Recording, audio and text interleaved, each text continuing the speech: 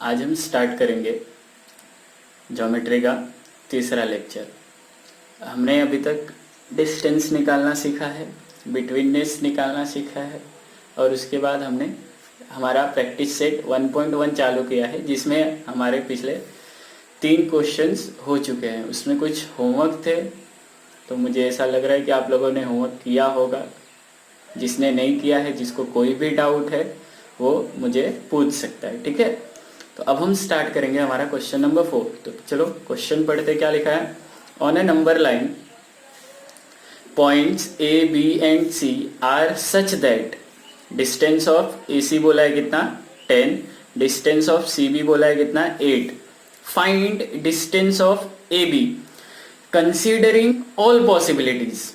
All possibilities मतलब यहाँ पे हमको ये समझना है कि, अब ध्यान से सुनना, ए बी और सी 3 पॉइंट है, तो तीनों पॉइंट्स में से ए बीच में हो सकता है, बी बीच में हो सकता है, सी बीच में हो सकता है। समझ में आया? 3 पॉसिबिलिटी कैसे समझ में आई हमको। अब इसका सॉल्यूशन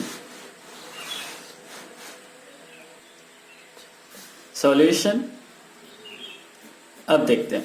तो मैं ना एक नंबर लाइन ड्रॉ करता हूँ, ठीक है। तो इसमें ना मेरे को क्या दिया हुआ है? ए सी दिया हुआ है, तो मैंने क्या ले लिया? ए सी, ठीक है। तो यहाँ पे क्या होएगा कि आपका बी कहाँ आएगा? बीच में। तो अब पहली पॉसिबिलिटी क्या बन रही है? पॉसिबिलिटी 1। तो let point B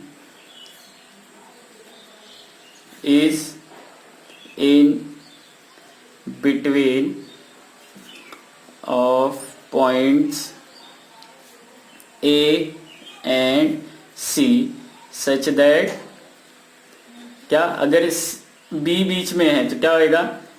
A B C, ऐसे कोलिनियर होंगे ना। समझ में आया? पॉसिबिलिटी 1। तो अब देखो यहाँ पे ए सी कितना है हमारे पास। क्वेश्चन में बोला है आपको कि ए सी कितना है आपका 10, डिस्टेंस ऑफ ए सी कितना है 10, डिस्टेंस ऑफ बी सी कितना है आपका? डिस्टेंस ऑफ बी सी कितना है 8। हमको क्या फाइंड करना रहेगा? A B. मिल जाएगा हमको ए बी, ठीक है।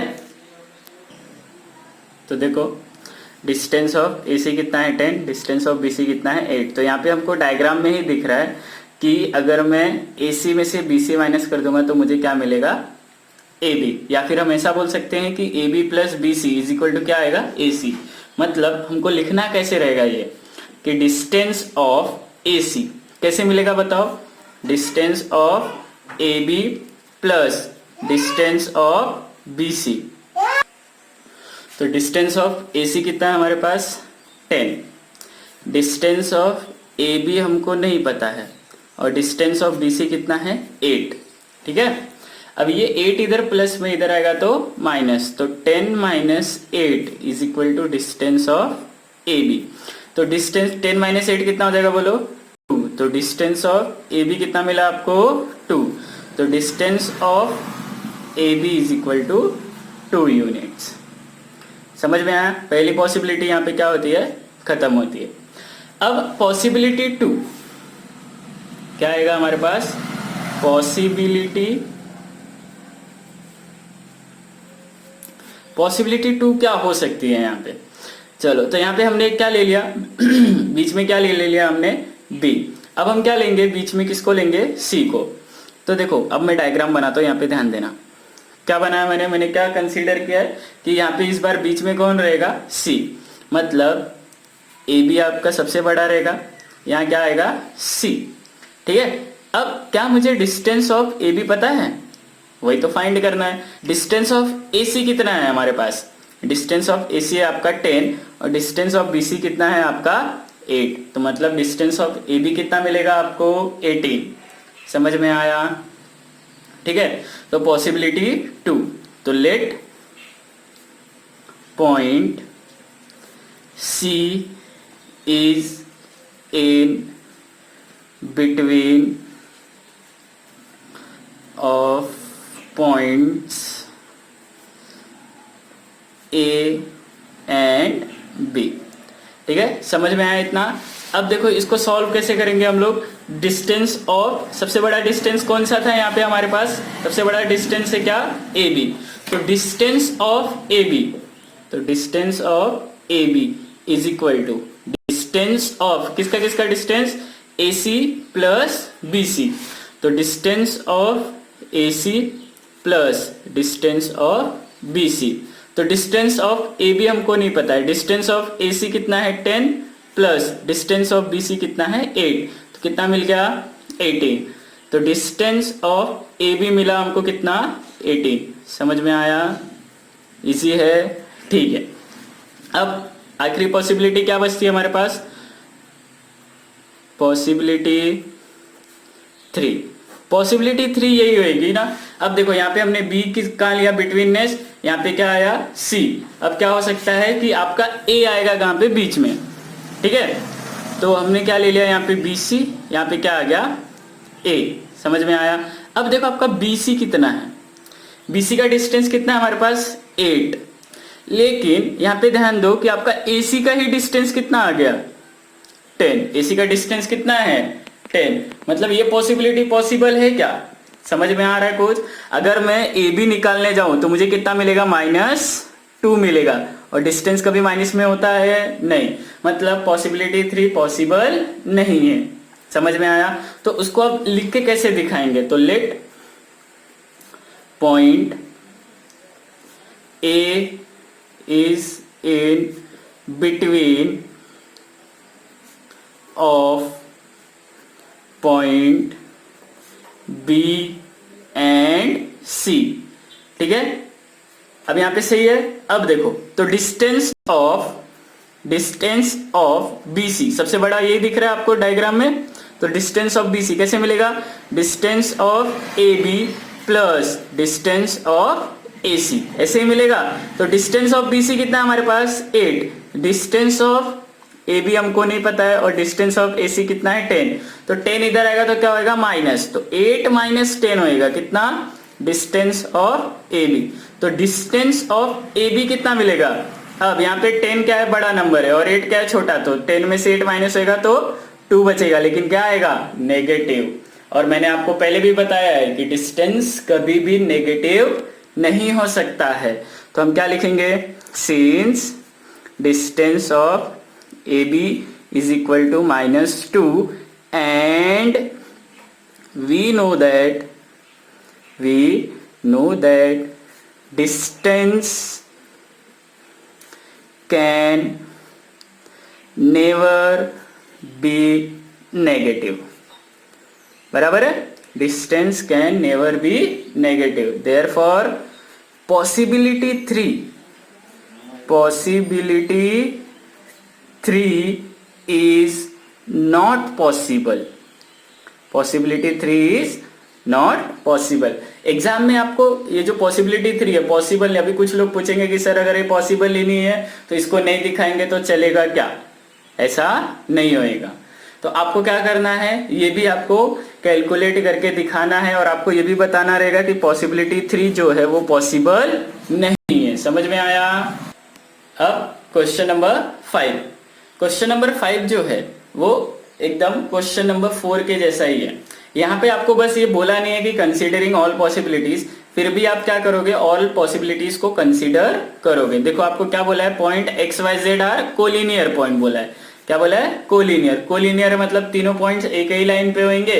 अब कौन सा बीच में होएगा ये आपको नहीं दिया हुआ है, देखो कहीं दिख रहा है आपको, नहीं दिख रहा है। अगर हमको ऐसा दिया होता X dash Y dash Z dash, मतलब यहाँ पे जो आपका एक्स जेड है वो सबसे बड़ा होता और वाई कहाँ होता बीच में, लेकिन यहाँ पे ऐसा नहीं है। तो आपको यहाँ पे भी 3 पॉसिबिलिटीज कंसीडर करनी पड़ेगी। तो पहले एक्स को बीच में लेंगे, फिर वाई को लेंगे और फिर जेड को लेंगे। समझ में आया। तो यहाँ पे जो 3 पॉसिबिलिटीज है ये आपको घर पे सॉल्व करनी है। तो ये क्या हो जाएगा आपके लिए होमवर्क, ठीक। जिसको नहीं समझ में आएगा सर पूछ लेना, मैं आपको सॉल्व करके बता दूंगा, ठीक है। अब आता है आपका क्वेश्चन नंबर 6।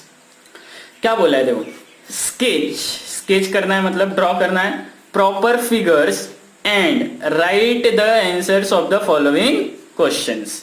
आपको ये 3 क्वेश्चन दिए गए हैं, 3 कंडीशन दी गई है। इन तीनों कंडीशन में आपका डायग्राम कैसा बनेगा वो बताना है, और बाद में उसको सॉल्व करना है। ठीक है, तो सबसे पहला क्या बोला है आपको, if A dash B dash C, मतलब ए बी सी क्या है, कोलिनियर, और बी ही बीच में आएगा। यहाँ पे आपने को बता दिया है कि बी क्या आएगा, बीच में आएगा। अब यहाँ पे देखो आपको क्या बोला है, यहाँ पे डी नहीं है, यहाँ पे क्या है, एल, मतलब length of A C, distance की जगह क्या दिया आपको, लेंथ दिया है। क्या बोला है कि लेंथ ऑफ ए सी कितना है, 11, लेंथ ऑफ बी सी कितना है, 6.5, तो आपको क्या फाइंड करना है, ए बी का लेंथ कितना होएगा। अब मैं यहाँ पे आपको बताऊं, हमेशा क्या, हमेशा लेंथ किसके इक्वल होता है, डिस्टेंस के। लेंथ किसके इक्वल होएगा, distance, length of A B is equal to distance of A B. अभी लेंथ और डिस्टेंस में देख रहे हो आप लोग क्या अंतर दिख रहा है, क्या डिफरेंस दिख रहा है आपको। यहाँ पे देख रहे हो, जब भी हम ऐसा लेंथ और डिस्टेंस लिख रहे हैं तो लेंथ में जब हम लिखते हैं तो हम कॉमा नहीं लिखते, लेकिन डिस्टेंस में हम कॉमा लिखते हैं। अब यहाँ पे आपको फाइंड क्या करना है, आपको लेंथ दिया हुआ है और लेंथ ही फाइंड करना है, लेकिन हम इसको कौन से तरीके से करेंगे, डिस्टेंस के तरीके से करेंगे, और बाद में इसको किस में कन्वर्ट करके लिख देंगे, लेंथ में कन्वर्ट करके लिख देंगे। तो सबसे पहला 6 का सबसे पहला देखो क्या बोला है, आपको बोला है कि ए बी सी क्या है, कोलिनियर है, लेंथ ऑफ बी सी कितना बोला है, 6.5, ए सी कितना बोला है, 11, तो हमने को क्या फाइंड करना है, लेंथ ऑफ ए बी। समझ में आया क्वेश्चन। अब देखो इसका सॉल्यूशन, डायग्राम मैंने बना दिया है, तो मुझे कैसे पता चलेगा कि बी बीच में है, मैंने बी बीच में क्यों लिखा है, क्योंकि यहाँ पे ए डैश बी डैश सी दिया हुआ है, मतलब ए सी क्या होगा आपका, दोनों एंड पॉइंट होगा, और बी क्या होगा आपका बिटवीननेस का पॉइंट होगा। समझ में आया।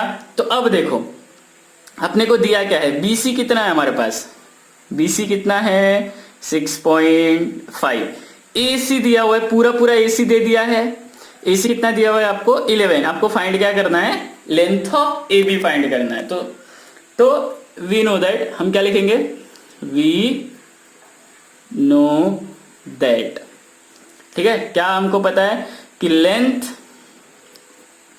इज इक्वल टू डिस्टेंस, पता है हमको, क्या पता है हमको कि लेंथ किसके इक्वल होता है, डिस्टेंस के इक्वल होता है। तो अब देखो यहाँ पे सबसे बड़ा डिस्टेंस कौन सा है, AC का, सबसे बड़ा डिस्टेंस क्या है, AC का। तो डिस्टेंस ऑफ AC आपको कैसे मिलेगा, AB प्लस BC, तो डिस्टेंस ऑफ AC कैसे मिलेगा, distance of AB plus distance of BC। तो डिस्टेंस ऑफ AC कितना बोला आपको 11, और डिस्टेंस ऑफ AB आपको नहीं पता है, प्लस BC कितना है आपका 6.5, ये इधर आएगा तो क्या होगा माइनस, तो 11 minus 6.5 is equal to distance of AB। समझ में आया यहाँ तक, बराबर है यहाँ तक। तो 11 माइनस 6.5 है।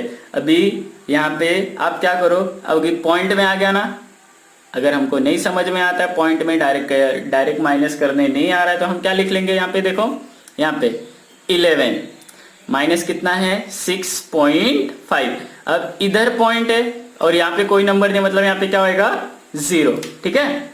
तो ये आपका क्या हो गया, एक्स्ट्रा रफ वर्क हो जाएगा। अब यहाँ से ये 1 हो गया, कट गया, तो यहाँ पे कितना हो गया 10, और यहाँ पे कितना बचा 0, तो 10 माइनस 5 5, और 10 माइनस 6 कितना हो गया 4। तो मतलब आपको क्या मिला, distance of AB is equal to 4.5। और अभी हमने देखा कि लेंथ किसके इक्वल होता है, लेंथ किसके इक्वल होता है, डिस्टेंस के। तो distance of AB is equal to length of AB is equal to कितना 4.5। समझ में आया। डिस्टेंस किसके इक्वल होएगा हमेशा, लेंथ के। डिस्टेंस किसके इक्वल होएगा हमेशा, लेंथ के, ठीक है। और डिस्टेंस और लेंथ में लिखने में क्या डिफरेंस है, सिर्फ एक ही डिफरेंस है ना, कि डिस्टेंस में कॉमा होता है और लेंथ में कॉमा नहीं होता है, ठीक है। अब सेकंड क्वेश्चन, यहाँ पे देखो क्या बोला है, RST है, मतलब R और T एंड पॉइंट है और S कौन सा पॉइंट है, बिटवीननेस का पॉइंट है, ठीक है। अब आपको देखो दिया क्या क्या है, ST दिया हुआ है, ST कितना आपका 3.7, तो ST ये रहा कितना 3.7, और RS दिया हुआ है कितना 2.5, RS कितना दिया हुआ है 2.5। आपको कैलकुलेट क्या करने बोला है, RT, क्या कैलकुलेट करने बोला है, RT। तो RT क्या हो गया आपका क्वेश्चन मार्क, तो वापस से हम कौन सा फॉर्मूला, हमको पता है ना कि लेंथ किसके इक्वल होता है, डिस्टेंस के। तो यहाँ पे आपको क्या पूछा है, लेंथ ऑफ आर टी, तो पहले हम किससे निकालेंगे इसको, डिस्टेंस से निकालेंगे। तो यहाँ पे डिस्टेंस ऑफ आर टी किसके इक्वल होएगा, distance of R S plus distance of S T. समझ में आया। डिस्टेंस ऑफ आर टी तो हमको नहीं पता है, लेकिन डिस्टेंस ऑफ आर एस कितना है 2.5 plus distance of S T कितना है 3.7। वापस से पॉइंट वाला है तो ऐड करने के लिए हम कहाँ लिखेंगे, यहाँ पे। तो 2.5 प्लस 3.7, तो 5 प्लस 7 कितना हो गया 12, कैरी कितना आया 1, 3 3 कितना हो गया 6, तो कितना हो जाएगा ये 6.2। तो डिस्टेंस ऑफ आर टी कितना मिला आपको 6.2। अब हमको पता है कि डिस्टेंस किसके इक्वल होता है, लेंथ के।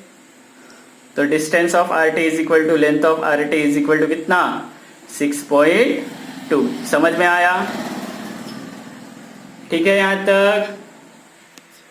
अब 6th क्वेश्चन का 3rd क्वेश्चन, यहाँ पे अपने को क्या बोला है कि एक्स वाई जेड मतलब कोलिनियर है, और कोलिनियर में हमको ये भी पता है कि y कहाँ आएगा, बीच में आएगा। मतलब इसका स्केच कैसा बनेगा, ऐसा बनेगा, x और z क्या होंगे एंड पॉइंट, और y क्या होएगा आपका बिटवीननेस का पॉइंट। ठीक है। अब यहाँ पे देखो आपको क्या बोला है, डिस्टेंस ऑफ xz बोला है कितना 3√7, डिस्टेंस ऑफ xz बोला है कितना 3√7।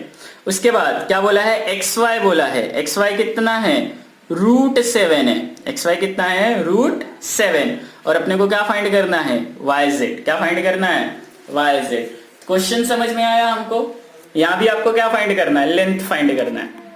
अब यहाँ पे कुछ लोग क्या होगा, रूट देख के परेशान हो गए होंगे। अब हमको पता है, जैसे देखो यहाँ पे एग्जाम्पल है a प्लस a कितना होएगा, ये बोलो 3a होएगा ना।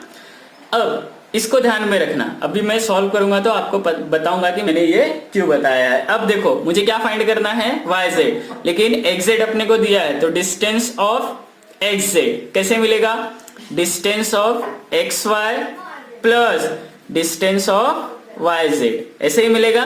डिस्टेंस ऑफ xz दिया हुआ है अपने को कितना 3√7, कितना दिया हुआ है 3√7 बराबर है, is equal to distance of xy कितना दिया हुआ है √7 प्लस डिस्टेंस ऑफ yz हमको नहीं पता है। अब ये जो √7 है इधर प्लस में इधर आएगा तो माइनस, तो 3√7 minus √7 is equal to distance of yz। अब यहाँ पे ध्यान दो, ये जो आपका 3√7 है इसमें से अपने को क्या करना है, √7 को माइनस करना है। अब ये 3√7 कैसे मिला रहेगा, जैसे यहाँ पे a प्लस a कितना हुआ 3a, तो वैसे ही √7 प्लस √7 प्लस √7 कितना हुआ रहेगा 3√7। अब ये 3√7 हो गया। अब इसमें से मुझे एक √7 माइनस करना है, तो मैं एक √7 क्या कर रहा हूँ माइनस कर रहा हूँ, मतलब मेरे पास कितना √7 बच रहा है 2√7। समझ में आया। तो 3√7 माइनस √7 तो कितना बचेगा 2√7 is equal to distance of yz। अब डिस्टेंस ऑफ yz मिल गया, हमको क्या फाइंड करना है लेंथ ऑफ yz, तो distance of yz is equal to length of yz is equal to 2√7। समझ में आया। अब आज का आखिरी क्वेश्चन हमारा क्या बोला है, which figure is formed by 3 non collinear points. हमको क्या पता है, कोलिनियर पॉइंट्स तो पता है कि जब 3 पॉइंट एक ही लाइन में होते हैं तो उनको हम कौन सा पॉइंट बोलते हैं, कोलिनियर पॉइंट्स।